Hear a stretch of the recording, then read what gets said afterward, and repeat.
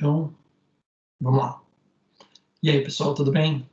Bom, é o seguinte, eu tive alguns contratempos nessas últimas semanas, eu acabei tendo que levar minha esposa no hospital, a gente está passando por um processo adaptativo novo nas nossas vidas, mas eu acredito que a gente vai conseguir superar esse negócio que está por acontecer em nossas vidas, né?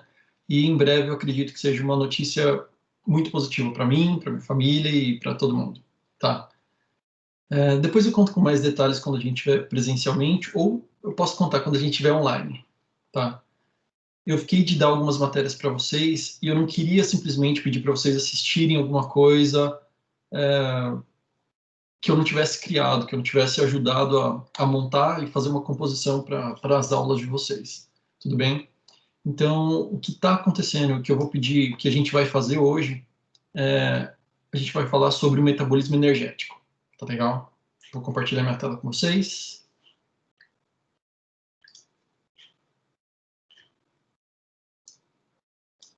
Aí. Então vamos lá. Sobre o metabolismo energético. Pessoal, a energia, né, como vocês já devem ter ouvido falar, ela não é criada. Tudo no nosso corpo, tudo no universo é transformado.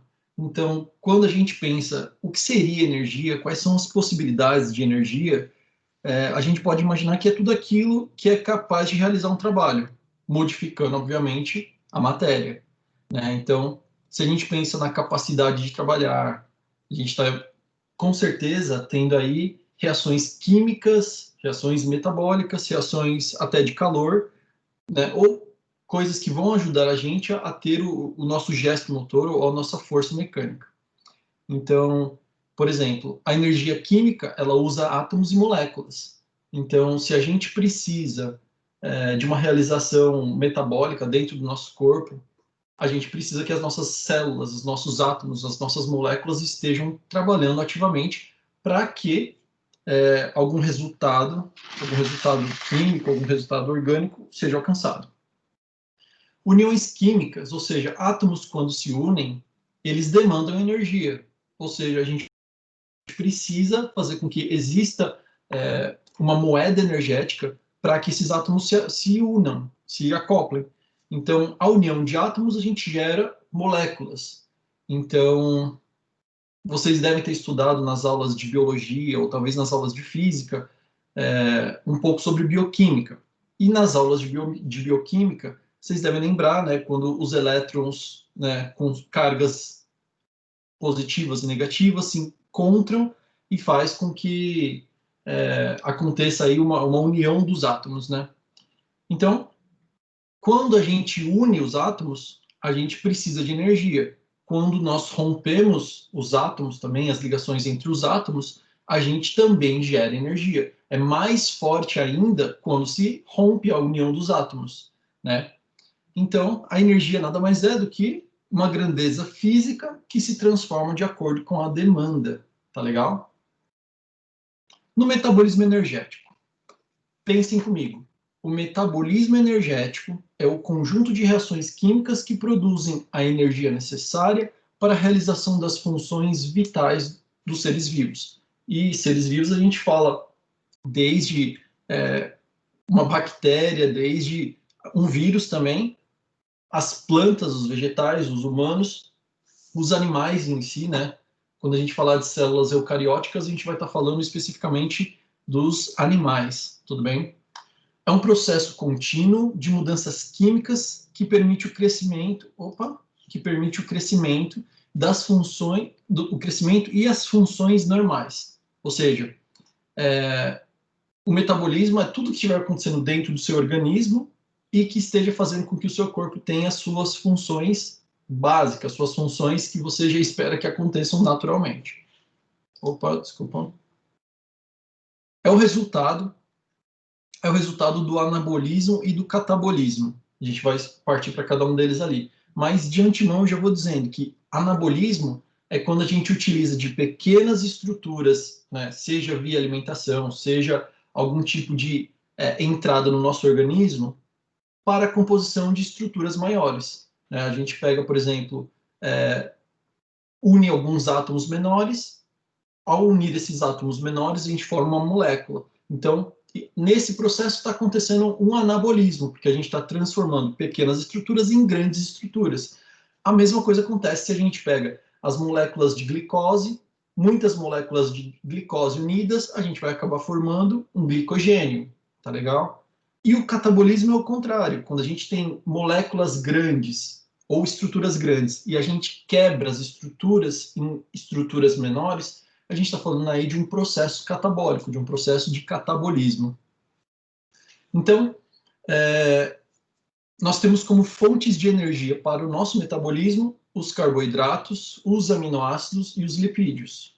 Carboidrato, tudo aquilo que a gente encontra, por exemplo, no arroz, na batata. Vocês devem saber vários carboidratos, né? Pizza, por exemplo. Os aminoácidos são as fontes de proteína, né? Por exemplo, carne, leite, peixe, ovos. E os lipídios são as fontes de gordura que o nosso corpo precisa, né? Fontes de gordura que a gente conhece aí, abacate, azeite, o óleo de soja, várias fontes que a gente tranquilamente tem na nossa casa.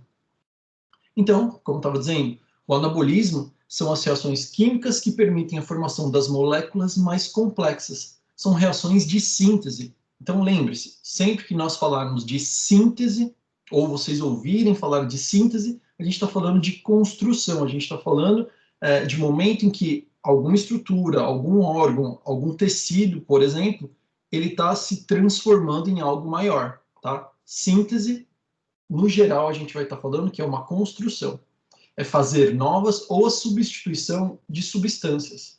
Sempre serão hormônios os responsáveis por ativar os caminhos metabólicos, tá? A gente vai falar sobre os caminhos metabólicos, sobre as vias metabólicas mais para frente, então tentem lembrar que quando a gente precisa que alguma ativação seja dentro de uma célula muscular, por exemplo, a gente precisa que hormônios façam algumas ativações, facilitem o caminho intercelular, entre as células.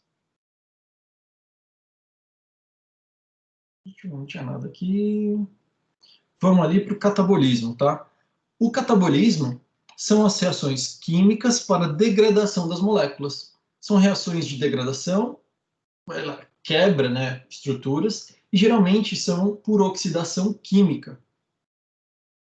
Então, se vocês olharem aqui, é um desenho bem bobinho, bem simples. São pequenas moléculazinhas de glicose, né? Então, a gente tem as moléculazinhas de glicose. Quando ela se transforma, quando elas se unem, a gente tem, então, uma molécula de glicogênio. E também o processo inverso também acontece. Quando a gente precisa quebrar o glicogênio, que é o que acontece, sempre acontece, o nosso corpo sempre precisa do glicogênio. Então, ele quebra em estruturas menores para ser utilizada de forma rápida. E aí o nosso organismo quebra esse glicogênio em glicose. Os dois locais onde a gente mais vai encontrar o glicogênio estocado, como vocês podem ver, são nos músculos e no fígado, tá? Não se esqueçam disso. Então, sempre que o nosso corpo precisar de algum estoque de glicogênio que vai estar guardado no nosso corpo, a glicose entra no nosso corpo, a gente vai quebrar ela. Se nós não formos utilizar, o nosso corpo vai estocar, ele vai guardar inicialmente nas células musculares e nas células do nosso fígado, tá?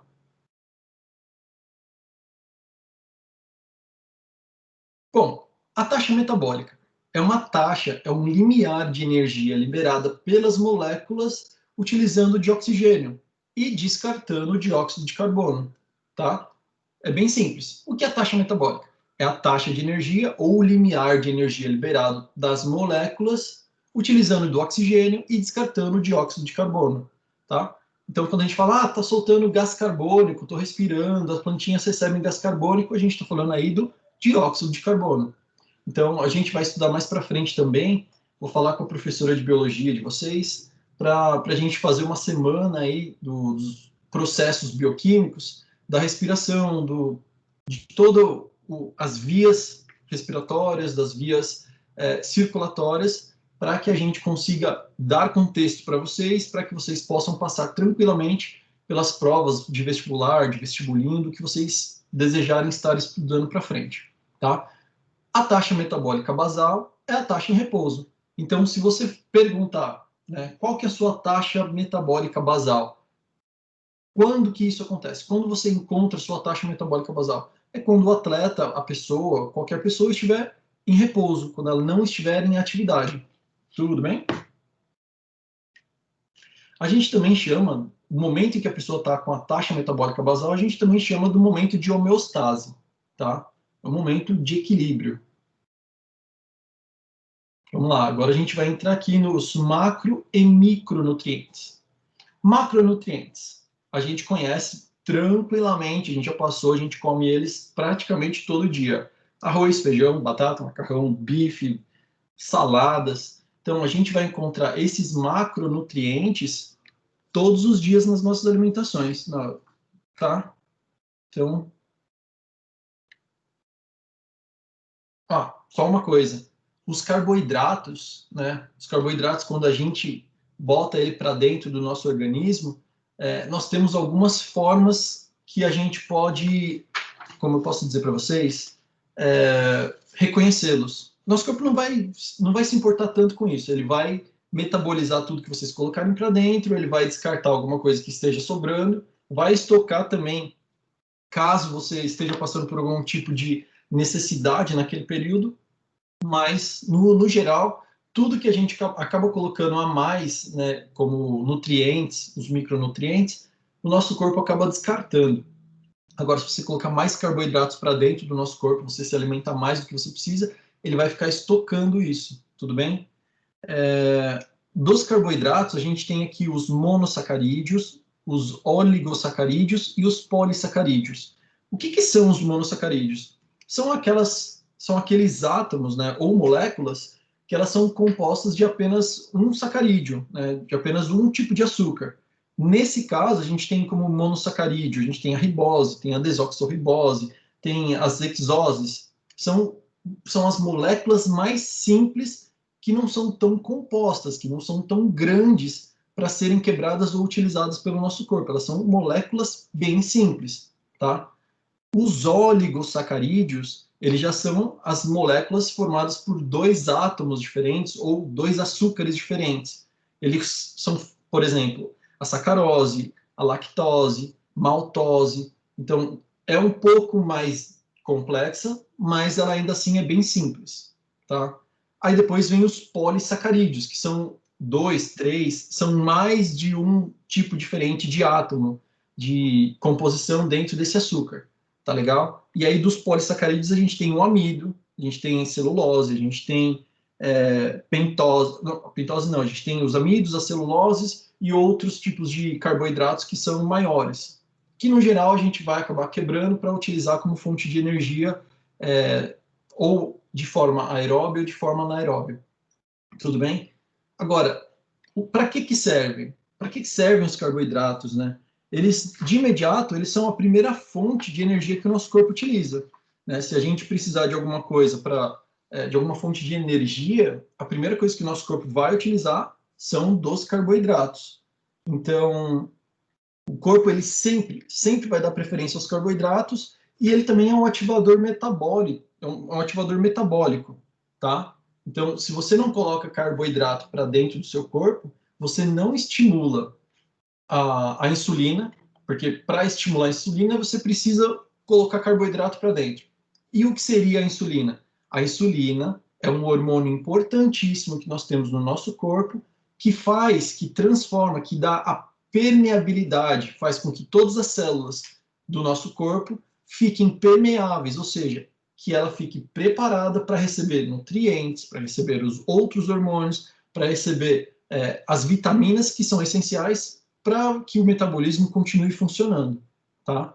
Então a gente vai entrar isso também mais para frente, não tão distante da realidade de vocês, mas a gente vai falar sobre isso já já, tá? As proteínas, elas têm nitrogênio na sua composição. Então o corpo não metaboliza ele muito bem. Ele não é uma fonte primária. Então fonte primária é sempre carboidrato. ele vai servir, as proteínas vão servir para a gente como um ajudante na hora da construção dos tecidos. Ele ajuda para se fazer as estruturas de células, estruturas de tecidos, estruturas de órgãos e até a estrutura dos ossos. Para tudo a gente vai utilizar bastante das proteínas, tá legal? Bom, e os lipídios a gente já sabe, eles são gorduras, eles fornecem energia, eles protegem os nossos órgãos. Imagina, a gente tem o nosso pulmão, e acima do nosso pulmão a gente tem a pleura, a gente tem tecidos conjuntivos que são feitos de gordura. O que protege o coração também é uma fina camada de gordura que permite a expansão e a contração, sabe? Ele faz com que os órgãos eles possam estar se movimentando entre eles sem que aconteça um atrito, sem que aconteça um tipo de lesão entre os órgãos. Então, entre cada órgão, eles são estratificados, ou seja, um está em cima do outro, vai ter uma fina camadinha de gordura. Se não tiver gordura, eles entram em atrito e acaba acontecendo até um hiperaquecimento do nosso organismo. Tá legal? Bom, vamos lá. Ele também ele é base hormonal, né? Ele, além de fornecer energia, ele também vai servir mais para frente, né? A primeira fonte de energia é o carboidrato para o nosso corpo. Quando o carboidrato não é mais a fonte principal, a gente começa a utilizar das gorduras que estão acumuladas no nosso corpo.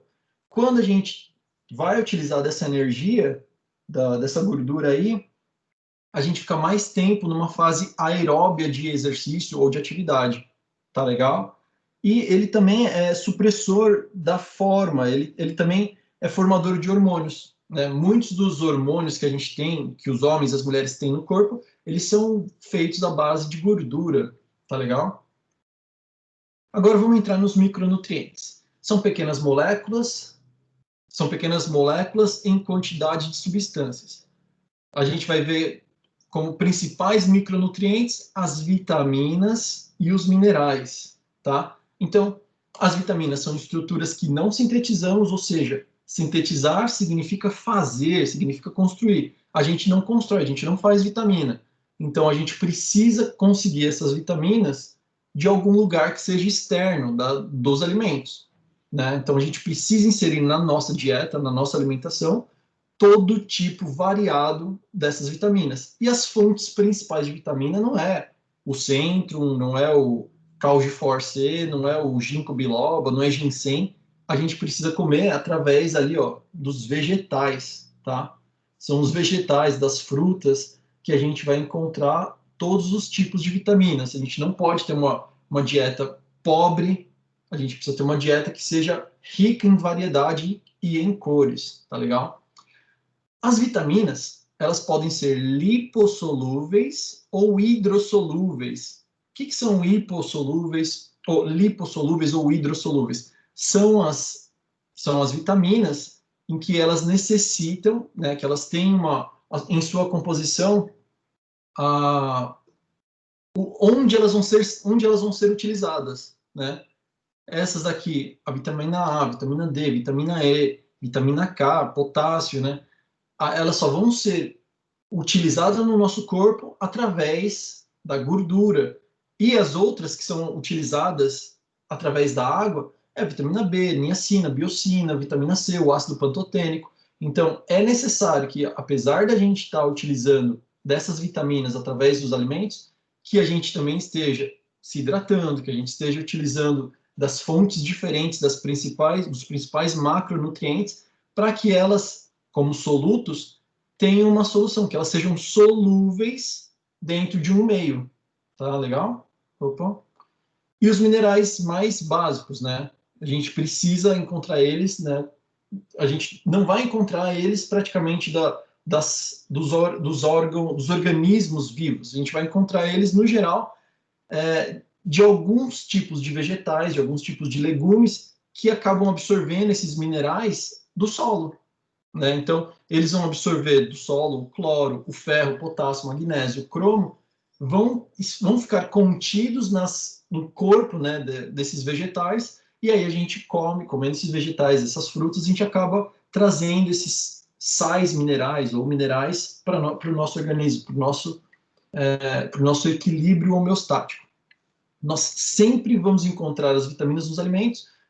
E uma coisa que é curiosa de vocês entenderem, o calor destrói as vitaminas, tá? Por desnaturação, é o nome desse processo. Quando se cozinha muito um alimento, por exemplo, uma batata, uma abobrinha, ou brócolis, ou couve, se você cozinhar por muito tempo, por desnaturação, esses nutrientes acabam sendo quebrados, eles acabam sendo destruídos. E aí esses nutrientes não vão para o nosso corpo, porque a gente acabou, pelo calor, destruindo o que seria importante para o nosso corpo. Homeostase. Vamos lá. A homeostase é a manutenção do meio interno. É o processo pelo qual os organismos mantêm constantes as condições internas necessárias para a vida. É o equilíbrio, lembrem-se. O termo ele é aplicado ao conjunto dos processos que previnem variações na fisiologia de um organismo.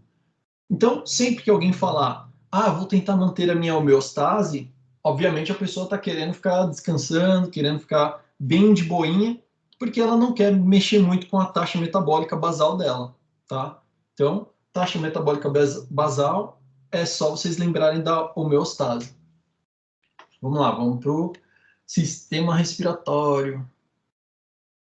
O sistema respiratório ele vai ajudar na regulação dos gases, com a regulação dos gases, óbvio, né? Então, quando a gente pensa como é que o sistema respiratório ajuda a homeostase? Ele vai ajudar na homeostase sempre, sempre que ele fizer a regulação dos gases. Se ele estiver liberando os gases através da respiração, através da quebra de carboidratos dentro das nossas células, ele já está fazendo a regulação por homeostase. Como é que ele regula a temperatura? Como é que o nosso corpo regula a temperatura? Suando, né? Ou se aquecendo. Né? Quando a gente sente que o corpo está passando frio, quando a gente sente a temperatura externa gelada, o que o nosso corpo faz? Automaticamente ele tenta fazer essa autorregulação, essa termorregulação. Então ele aumenta o calor interno dele para se manter nesse espaço onde ele está passando frio. E quando ele sente muito calor, ele faz o contrário. Ele tenta fazer a termorregulação soltando líquido por cima da camada do nosso corpo, através da nossa pele. Ele começa a soltar água, o que a gente conhece, a gente vê como suor. Nesse processo, a gente acaba perdendo sais minerais, né, porque ele está perdendo líquido, e nesse processo a gente acaba tendo que repor esses sais minerais. E através os órgãos, né? Como é que a gente faz a homeostase através dos órgãos? Através do consumo de elementos, né? Então, quando a gente se alimenta de uma forma equilibrada, a gente faz com que o nosso corpo se mantenha num nível tranquilo, vamos falar assim, numa taxa metabólica basal, sem que ele esteja passando fome, sem que ele esteja muito estufado, sem que ele tenha comido, por exemplo, muita porcaria, onde ele esteja tentando metabolizar um açúcar, ou ele esteja talvez tentando se recuperar de muito álcool que foi ingerido. Então, o nosso corpo sempre vai estar tentando manter a homeostase. Por mais que eu esteja deitado, por mais que eu esteja em pé, ele sempre vai tentar manter o corpo em equilíbrio, sempre. E o pH, né? O que ele vai fazer? Ele vai, através dos hormônios, através da quantidade de itens que a gente colocou para dentro do corpo, ele vai tentar manter o nível de pH, ou seja, o nível de acidez do nosso sangue, dos nossos órgãos, de tudo que está circulando pelo nosso corpo. Então, se a gente coloca muita coisa ácida para dentro do nosso corpo, ele vai tentar regular esse ácido, tentando quebrar esse ácido e transformá-lo, né, em um tipo de neutralidade desse ácido, né, com outros tipos de enzimas que vão atuar no nosso estômago, que vão atuar já na nossa boca, que vão atuar junto da saliva. Agora, se o nosso corpo estiver muito alcalino, ele também vai tentar fazer o contrário. Se ele não conseguir transformar essa substância muito alcalina no nosso estômago, quando chegar no intestino, nosso intestino, junto com todos os outros órgãos que são produtores de enzimas e de hormônios, vão tentar tornar mais ácido isso que está entrando muito alcalino no corpo.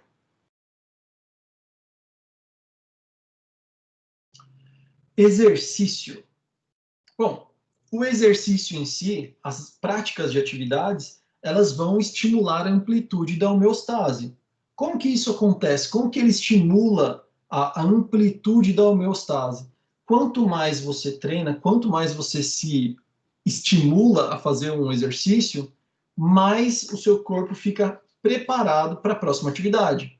Então, eu sempre falo para todo mundo, nosso corpo é uma máquina, um negócio assim, quase que um mutante. O estímulo que você der, ele recebe esse estímulo, ele aceita isso como, opa, eu me cansei hoje, amanhã eu vou me preparar com mais unidades motoras para contrair, amanhã eu vou me preparar com mais reserva de açúcares, com mais produção de hormônios, com mais produção de osteoblastos, por exemplo, para resistir aos impactos nos ossos. Então, sempre o estímulo dos treinos fazem com que a homeostase também se adapte. Então, quem são pessoas muito treinadas, elas também têm uma homeostase que se regula com muita velocidade, com muita facilidade. Então, o tempo todo, quem está treinando, quem está se estimulando de alguma maneira, está paralelamente queimando muita energia, está queimando muito dos alimentos, está utilizando várias fontes metabólicas, né,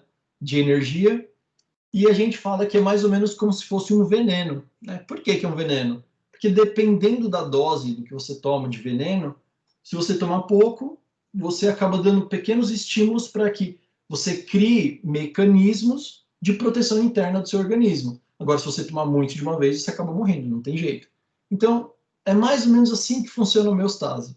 Você treina um pouquinho a mais a cada nova sessão. Você respeita o seu corpo entrar num novo equilíbrio para que você possa, na próxima vez que você treinar, estimular um pouquinho a mais. É como se você tivesse que treinar para você cansar um pouquinho mais a cada dia. Ou para que você faça apenas a manutenção e não se canse mais do que você aguenta. Então, sempre a gente precisa fazer dentro de um exercício o desequilíbrio homeostático, né? Você tem as taxas limiares de vitaminas, de sais minerais, de plasma, de batimento cardíaco, de volume de respiração, né, que é o VO2. A gente tem várias taxas limiares que estão equilibradas. Quando você começa a treinar, quando você faz qualquer tipo de exercício, você cria um desequilíbrio, você faz com que o seu corpo ele comece a passar mal, ele começa a sentir essa necessidade, essa demanda energética, por exemplo. E aí o que você faz naturalmente é gerar adaptações a esses estímulos que você mesmo está criando.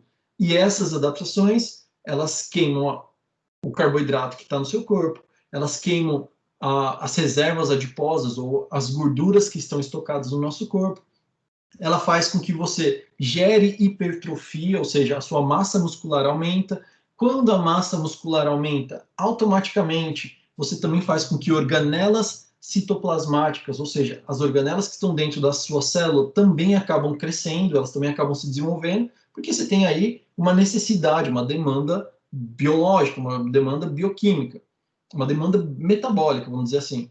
E essa demanda faz com que você acabe ficando mais forte, mais resistente, produza mais células vermelhas, produzindo mais células vermelhas, que são as hemácias. Você acaba transportando mais oxigênio, porque quem transporta oxigênio no nosso corpo são as células vermelhas. Então, todos esses processos vão acontecendo fase a fase, graças aos pequenos estímulos da quebra da homeostase. Tá legal? Então, quando você tem a quebra da homeostase ou esse desequilíbrio da homeostase, você tem prós e contras, né? Você melhora no bem, você tem o bem-estar, você melhora no seu humor, você melhora a digestão, você tem resultados. E resultados você pode escolher se você quer, por exemplo, tem gente que quer engordar, tem gente que quer emagrecer, tem gente que quer ganhar músculo, tem gente que quer perder músculo, tem gente que quer melhorar a resistência. Então, geralmente as pessoas sempre vão ter benefícios, mas o caminho até o resultado, você vai cansar, você vai sentir fome, você vai precisar encontrar o tempo, seja para treinar ou para fazer essa atividade, e você muitas vezes precisa de estímulo. E para isso é sempre necessário que você procure uma orientação e não faça tudo em um dia só, tá? é um processo que demanda tempo, que demanda um certo tipo de estudo sobre a sua vida, sobre o que vai acontecer com você, e é importante que todo mundo procure, nesse caso, né, vamos falar bem a real. Se você vai fazer uma atividade, procura ajuda de um professor, procura ajuda de um treinador, procura ajuda profissional para isso. Bom, o que são? O exercício físico são atividades planejadas, elas são repetidas com o intuito de preparar o organismo para se tornar mais eficiente, né? E aí a gente escolhe o que vai ser essa eficiência. O exercício físico é qualquer atividade que mantém ou aumenta a aptidão física em geral. E tem o objetivo de alcançar a saúde e também a recreação. Então tem gente que faz atividade não apenas para, eu quero fazer atividade para emagrecer. Eu quero fazer atividade porque meu amigo está fazendo. Pode ser também. Eu estou fazendo atividade porque eu gosto de andar de skate, porque eu gosto de andar de patins, porque eu gosto de nadar, porque eu gosto de, sei lá, de jogar hockey na grama. Então, existem diversos motivos para a gente praticar o exercício físico. A razão da prática de exercícios inclui o reforço da musculatura e do sistema cardiovascular.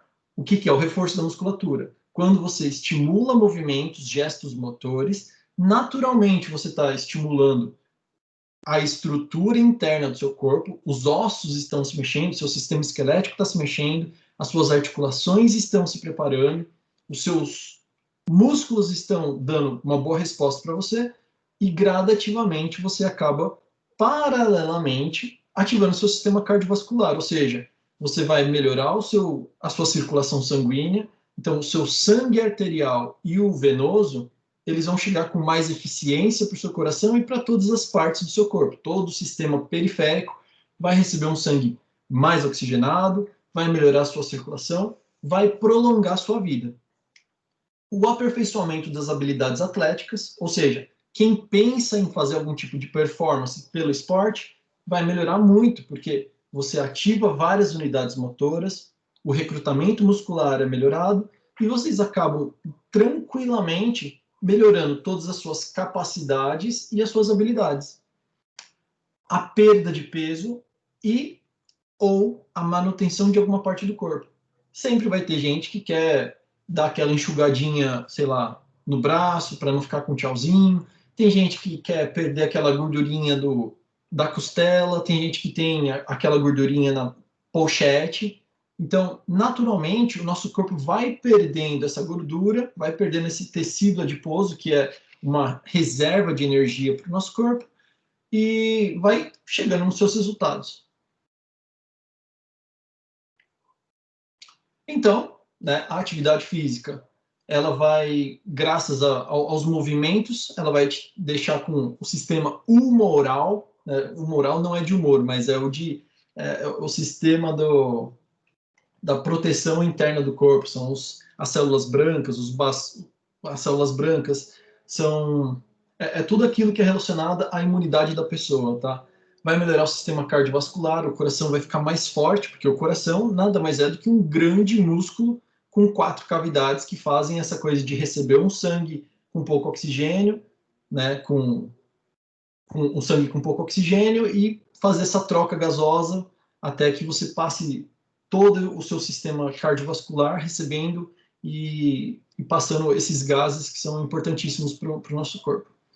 Ele diminui o aumento do peso, ele previne as doenças e tem algumas ideias aqui para a gente poder trabalhar isso daí muito em breve, tá? Eu tenho prometido para vocês já faz algum tempo, mas agora eu estava com muitas aulas lá em outra ETEC, eu abri mão dessas aulas para poder ficar mais tempo com vocês, tá? Vamos lá. Aqui a gente tem algumas opções de quarentena. Coloquei coisa bem simples. Opa, ué, a imagem não veio. Tá, eu coloquei, aqui tinha um passeio com cachorro, meditação ou yoga e exercícios funcionais. Então, depois eu coloco aqui as imagens para vocês, mas eu vou lançar na sala de cada um de vocês as atividades para vocês irem realizando, para vocês não ficarem parados, já estão muito tempo parados dentro de casa, já dá para fazer alguns exercícios, tá legal? E por fim, né, a gente vai falar aqui do que é o estar, o que é dentro da célula. né? Como eu falei antes, a insulina é um hormônio, ela permite o acesso das moléculas de glicose. Então, a insulina, quando ela é ativada, ela só é ativada quando você coloca algum tipo de carboidrato para dentro, né? Então, você comeu algum tipo de carboidrato, esse carboidrato ele vai ser captado, inicialmente ele vai ser captado nas papilas gustativas, né? Na língua, o nosso cérebro já vai sentir que tem algum tipo de carboidrato vindo.